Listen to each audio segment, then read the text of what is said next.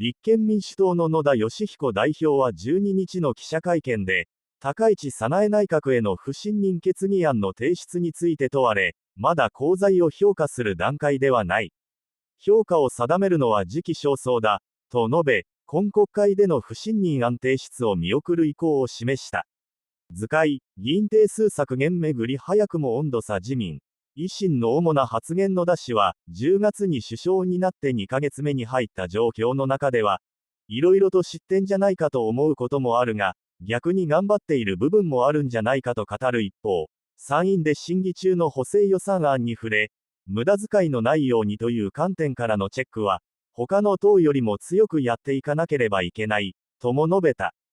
党内では安住淳幹事長も10日配信の YouTube 番組で、首相の評価について、見極めるまで時間が必要だ、と述べていた。踏みつき、池田直、